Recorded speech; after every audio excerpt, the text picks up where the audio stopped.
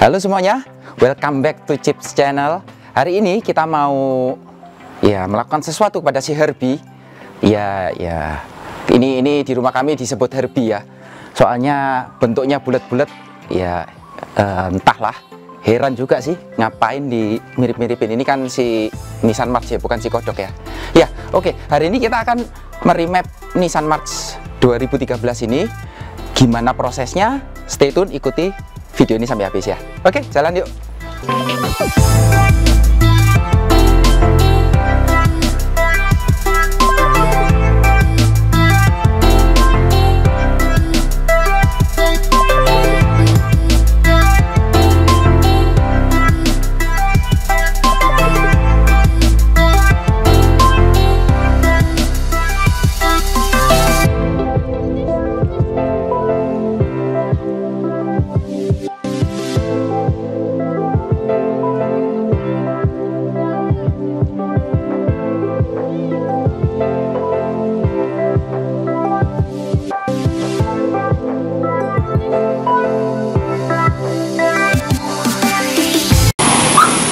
Kita sudah sampai di Full Throttle Garage. Yuk kita masuk aja yuk.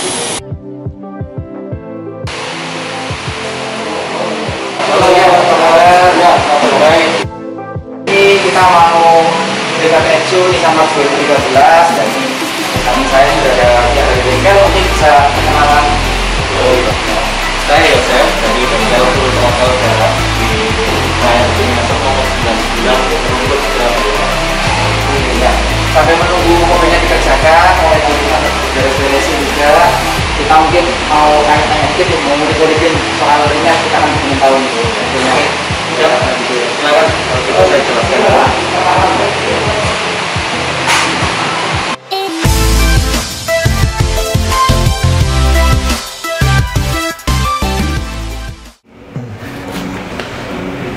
Iya teman-teman semua, kita sekarang sudah berada di ruang tunggu dari Full Throttle Garage. Jadi kalian yang mau kesini mungkin butuh tunggu, kalian nggak usah takut. Di sini sudah ada ruang tunggu yang cukup nyaman, sudah ada pendinginnya. Biasanya di sini ada sofa ya. Iya. Karena mungkin hari ini untuk Q&A jadi sedikit dirubah ini. Tempatnya cukup nyaman, sudah ada TV juga. Nah, ini hari ini kita kan mau remap ini ya. Iya, benar. Nah, mungkin boleh diceritakan sedikit, jadi prosesnya gimana sih untuk remap ECU ini? Tuh ya, jadi remap ECU itu kita harus paham dulu ya, pada dasarnya ECU itu cara kerjanya gimana, terus kemudian apa sih ECU itu ya.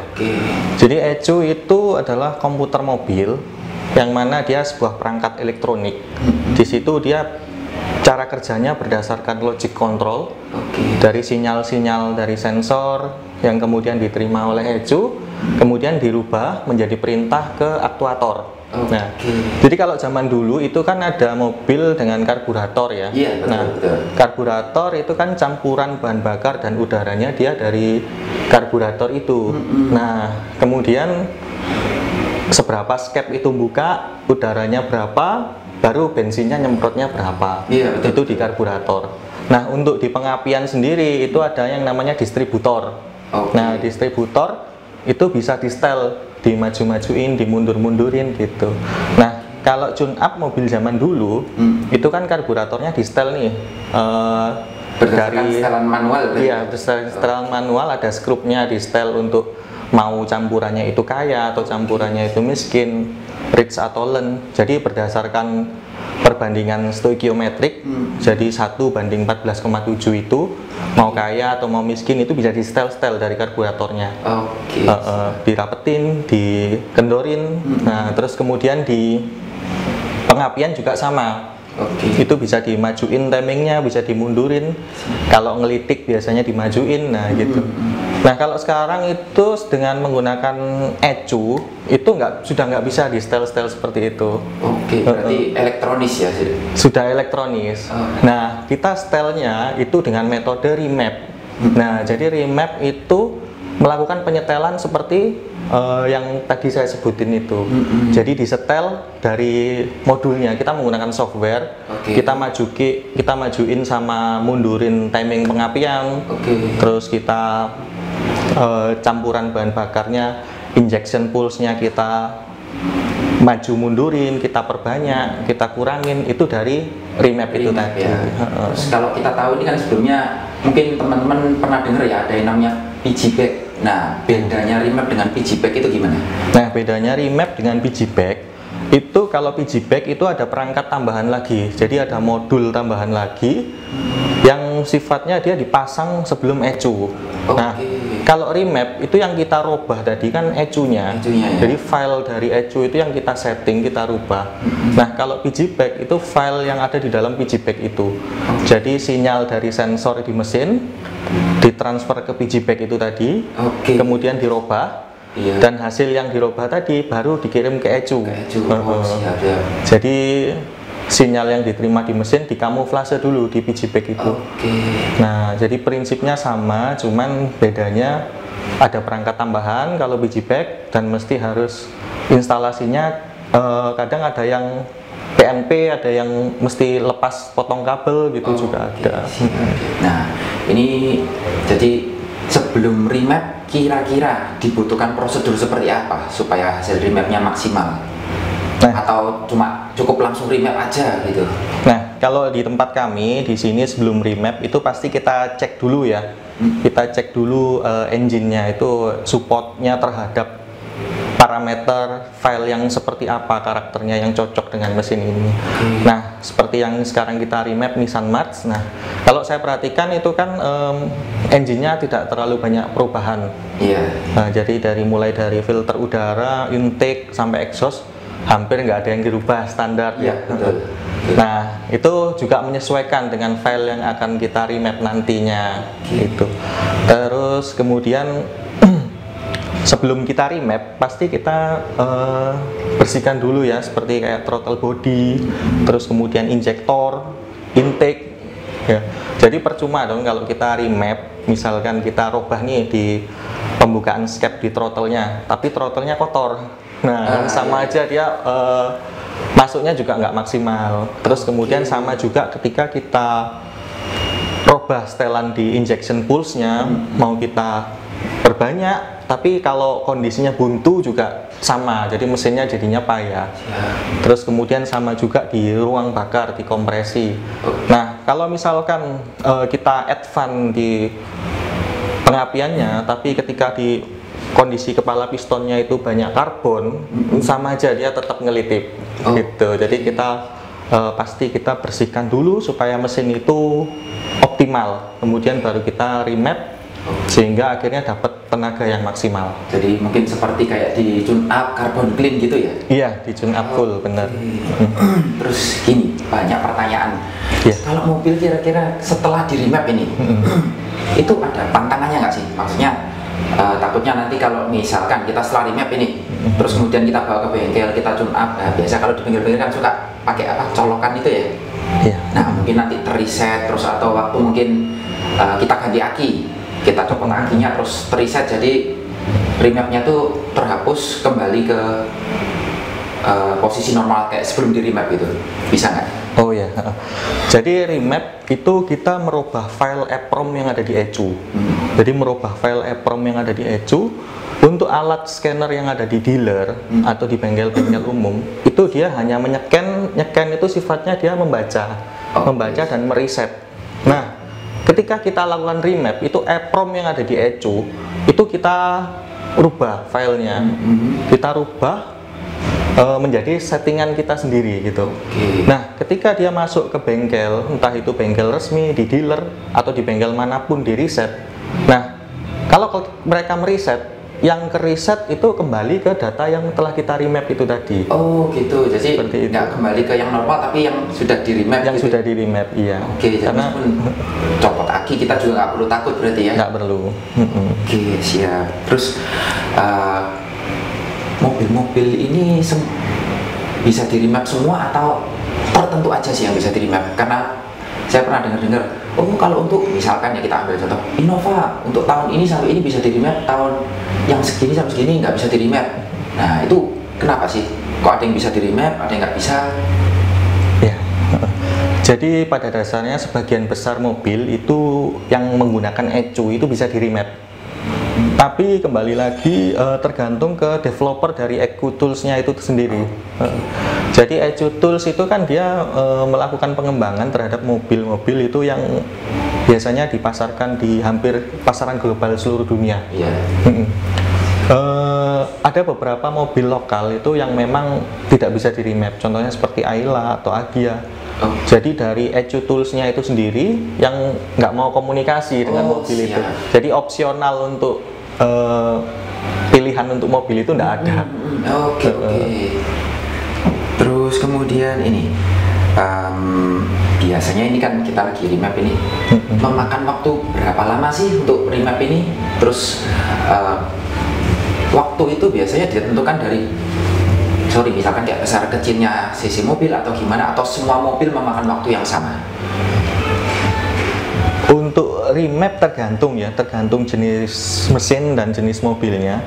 Biasa itu yang paling sederhana itu mungkin memakan waktu sekitar 30 menit. Tapi ada beberapa mesin itu yang sampai turbo charge seperti itu mungkin bisa membutuhkan waktu sampai 3 jam. Jadi tergantung, iya. Yang membuat beda itu di mananya ya? Karena yang tadi misalnya mesin biasa kan cuma 30 menit. Nah ini kita lihat perbedaan waktunya kan banyak ini, iya. 30 sama 3 jam. Yang membedakan itu apa? Yang membedakan itu adalah parameter yang ada di mesin itu sendiri, di ECU itu sendiri. Contohnya misalkan jadi tiap produsen mobil itu kan beda-beda ya. Kita ambil contoh aja seperti yang sekarang Nissan March. Nah Nissan March dengan Toyota itu kan pasti juga beda, dengan Honda juga beda. Nah kalau Honda contohnya kan ada VTEC, ada, dan dia SUHC, dia bisa knock retard. Nah kalau untuk Nissan March ini kan engine-nya juga beda, jadi otomatis parameternya juga beda-beda. Ada yang parameternya cuman mungkin 20, ada yang bahkan sampai puluhan yang harus kita set itu. Nah ini kebetulan kan hari ini ada Nissan March sama ini Nissan X-Trail ya, kan sama-sama Nissan. Iya, benar. Ini makan waktu remapnya berbeda atau sama ini? Sama, kurang lebih sama. Kurang lebih sama ya, berarti tergantung dari teknologi mesin itu yang dikembangkan oleh ini ya, tiap pabrikan iya. Oke, siap. Kebetulan ini X-Trail dengan March kurang lebih engine-nya sama, cuman hanya beda di cc aja. Untuk teknologinya kurang lebih sama. Nah, ini kan kita tadi bahas mobil bensin semua ini ya. Iya, benar. Kalau misalkan mobil diesel nih, bisa di-remap nggak ini? Kembali lagi seperti yang tadi awal saya jelaskan, untuk semua mobil pada dasarnya bisa di remap tergantung dari ECU Tools-nya itu sendiri. Dia opsionalnya untuk mobil tersebut ada atau tidak. Nah kalau untuk diesel contohnya seperti yang di Indonesia ini ya, seperti Nissan Terra atau mungkin Innova, Fortuner, itu hampir semua bisa. Cuman kembali lagi terkadang dari developer ECU Tools-nya itu sendiri ada yang belum bisa untuk membaca file tersebut. Jadi tergantung filenya itu ya? Iya, tergantung dari developer ECU Tools-nya. Siap. Nah, ini kalau kita lihat kan, jadi fungsinya remap ini kan untuk memaksimalkan kayak pembakaran, terus memaksimalkan tenaga mesin. Nah, ini hasil yang didapat untuk remap mesin bensin dan mesin diesel sama nggak kira-kira? Misalkan ya, kita buat contoh ya. Misalkan, kalau setelah di remap mobil bensin ya, tenaganya ini kemungkinan bisa naik 10%. Nah, apakah hasil yang sama bisa didapatkan di mobil diesel atau malah ada perbedaan? Nah, itu kembali lagi ke teknologi yang dikembangkan oleh pabrikan. Jadi kalau untuk mesin bensin, banyakan di Indonesia ini kan menggunakan sistem naturally aspirate, yang mana tanpa turbo. Nah, kalau diesel yang dibanyakan di sini itu kan dengan menggunakan turbo. Nah, pasti terjadi banyak perbedaan yang signifikan dengan mesin turbo dan tidak. Contohnya kalau di turbo itu ada parameter tambahan seperti turbo boost, kemudian fuel rail pressure itu bisa dinaikkan. Nah, kalau untuk mesin bensin yang naturally aspirate itu kan tidak ada turbo. Jadi dia masuk udaranya ya konvensional biasa. Tentunya hasilnya beda jauh dengan yang turbo, kecuali kalau mesin itu yang bensin sudah turbo, mungkin bedanya nggak terlalu jauh gitu. Nah, ini di FT Garage ini menerima apa aja sih? Misalkan selain remap gitu, nangani nggak? Ya, Jadi pada dasarnya kita di sini fokusnya itu di daily use atau harian, modif ringan, kemudian remap. Modif ringannya boleh jelasin kayak apa nih? Modif ringan itu artinya yang untuk daily use tidak terlalu beresiko, seperti penggantian filter udara, replacement, penggantian downpipe, exhaust, full system seperti itu. Jadi tidak ke ekstrim yang sampai bongkar mesin, ganti piston atau ganti stang, ganti astruk, as itu tidak sampai sejauh itu. Jadi kita di sini fokus di perawatan berkala, penggantian oli, servis rutin, remap ecu, sama modif ringan seperti itu. Jadi yang aman, mobilnya nyaman dipakai untuk sehari-hari. Siap. Nah ini kalau kita lihat hari ini kan ada 2 Nissan. Nah, ini terima segala jenis merek atau cuma merek-merek tertentu nih? Semua ya. Jadi nggak ada klasifikasi khusus gitu ya. Mobil Eropa juga terima ya? Terima. Oke, kalau mungkin boleh jelaskan ke teman-teman kira-kira bukanya dari hari apa sampai hari apa, mulai jam berapa, kemudian lokasinya nih ada di mana nih? Oh iya, kita buka mulai dari jam 8 pagi sampai dengan jam 5 sore, mulai dari hari Senin sampai dengan hari Jumat. Untuk hari Sabtu kita buka jam 8 pagi sampai jam 3 sore. Terus lokasi kita ada di Jalan Raya Gedung Ngasem nomor 99, Kelurahan Gedung Baru, Kecamatan Rumput, Kota Surabaya. Oke, mungkin nanti untuk teman-teman yang pengen kontak, pengen tanya-tanya lebih lanjut, atau mungkin ingin remap ataupun melakukan perawatan berkala, oke, nanti di deskripsi bawah kita akan cantumkan nomor telepon dari Pak Yosef. Oke, thank you waktunya Pak Yosef. Oke, thank you. Ya.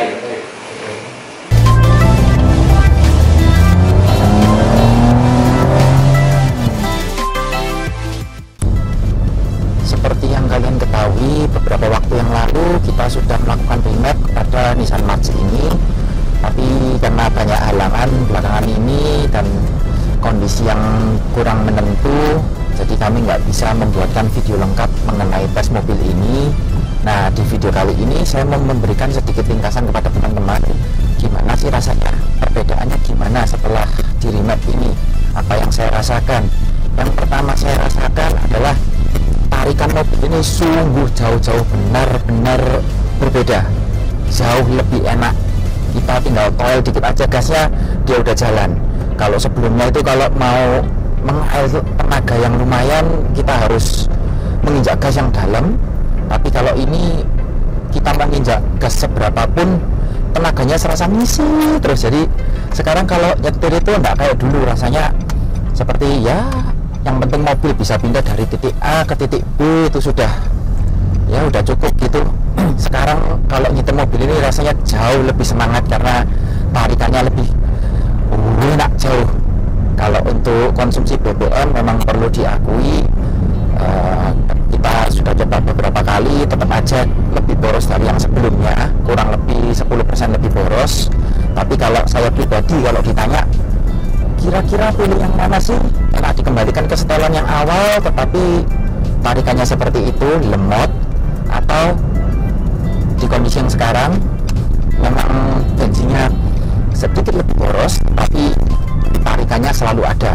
Kalau saya pribadi, saya pilih yang kondisi seperti saat ini. Mungkin teman-teman bisa melihat sedikit tarikannya. Gasnya sangat responsif, tarikannya ngisi, kita rasanya seperti ada daya dorongnya, nggak seperti yang dulu. Kalau yang dulu itu hanya mesinnya saja yang meraung. Oke, sekarang saya konsentrasi nyetir dulu. Oke teman-teman, sekian review kita kali ini. Kalau misalkan teman-teman memiliki kendaraan khususnya mobil atau properti atau tempat kuliner yang boleh kita review atau mau kita bantu pasarkan, nanti kita akan letakkan nomor kita di deskripsi, kalian bisa hubungi nomor di sana. Nah, kalau kalian suka dengan video ini, kalian bisa tekan tombol like, jangan lupa share video ini ke kerabat kalian, jangan lupa juga untuk di subscribe. Oke teman-teman, komen-komen di bawah. Oke, saya Christian Ivan Purnomo pamit undur diri, sampai jumpa di video berikutnya.